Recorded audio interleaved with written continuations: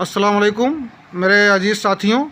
आज मैं आपको एक निहायत अहम बात से बाखबर करना चाहता हूँ कि कहीं आप सूअर की चर्बी का इस्तेमाल तो नहीं कर रहे हैं। सूअर की चर्बी की तारीख़ यूरोप समेत तकरीबन तमाम अमरीकी ममालिक में गोश्त के लिए बुनियादी इंतखाब सूअर है। इस जानवर को पालने के लिए इन ममालिक में बहुत से फार्म्स हैं। सिर्फ फ्रांस में पिग फार्म्स का हिस्सा 42,000 से ज़्यादा है। किसी भी जानवर के मुकाबले में सूअर में ज़्यादा मिक़दार में फ़ैट होती है, लेकिन यूरोपी और अमरीकी इस मोहलक चर्बी से बचने की कोशिश करते हैं। इस चर्बी को ठिकाने लगाना इन ममालिक के महकमा खुराक की ज़िम्मेदारी होती है। इस चर्बी को ख़त्म करना महकमा खुराक का बहुत बड़ा सिरदर्द था। इसे ख़त्म करने के लिए बाज़ाब्ता तौर पर इसे जलाया गया।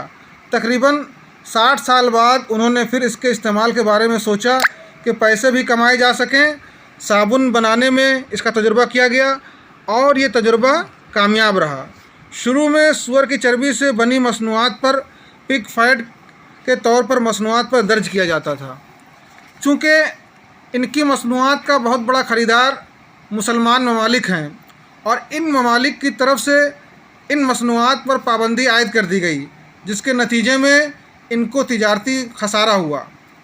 वक्त के साथ अगर आप 1857 में चले जाएं तो मालूम होगा कि इस वक्त राइफ़ल की यूरोप में बनी गोलियों को बर्रसग़ीर में समुंदर के रास्ते पहुंचाया गया।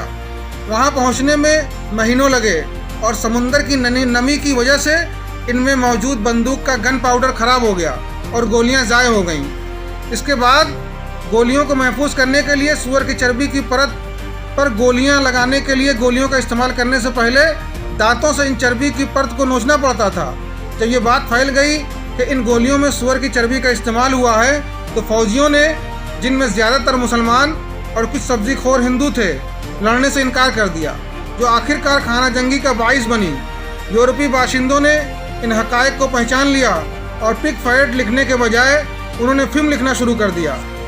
1970 के बाद से यूरोप में रहने वाले तमाम लोग इस हकीकत को जानते हैं। उन कंपनियों से मुसलमान ममालिक के हक्काम ने पूछा कि ये जानवरों की चर्बी कौन सी है, तो उनको बताया गया ये गाय और भेड़ की चर्बी है।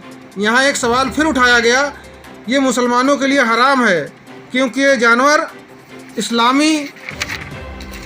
इस्लामी कानून के मुताबिक हलाल नहीं किए गए थे। इस तरह इन पर दोबारा पाबंदी आयद कर दी गई। अब इन कसीरुल कवी कंपनियों को एक बार फिर धचका लगा और खसारे का सामना करना पड़ा, क्योंकि इनकी आमदनी का बड़ा हिस्सा मुस्लिम ममालिक को अपना सामान बेचने से हासिल होता है। आखिर में उन्होंने कोडिंग ज़बान शुरू करने का फ़ैसला किया ताकि सिर्फ इनके महकमा फूड एडमिनिस्ट्रेशन को पता चल सके कि वो क्या इस्तेमाल कर रहे हैं और आम आदमी अंधेरे में ही रहे। इस तरह उन्होंने ई कोड्स का आगाज़ किया और ई इंग्रेडिएंट्स किसी शक्ल में कसीरुल कवी कंपनियों की मसनूआत में लिखी जाती हैं। इन मसनूआत में दांतों के पेस्ट, बबल गम, चॉकलेट, हर किस्म की स्वीट्स, बिस्कुट, कॉर्नफ्लेक्स, टॉफ़ियाँ, कैट फूड्स, कुछ दवाइयाँ और मल्टीविटामिन्स। चूँकि ये सामान तमाम मुस्लिम ममालिक में अंधाधुंध इस्तेमाल किया जा रहा है। सूअर के अज्जा के इस्तेमाल से हमारे मुआशरे को बेशर्मी, बेरहमी और जिनसी इस्तेहसाल के मसाइल का सामना करना पड़ रहा है। लिहाजा तमाम मुसलमान या गैर सूअर का गोश्त खाने वालों से दरख्वास्त करें कि वो रोज़ाना इस्तेमाल में होने वाले आइटम्स के अज्जा को चेक करें और इन कोड्स को मंदरजा झेल फहरिस्त के साथ मिलाएं। अगर नीचे दिए गए अज्जा में से कोई भी पाया जाता है तो फिर उसे यकीनी तौर पर बचें, क्योंकि इसमें सूअर की चर्बी शामिल है।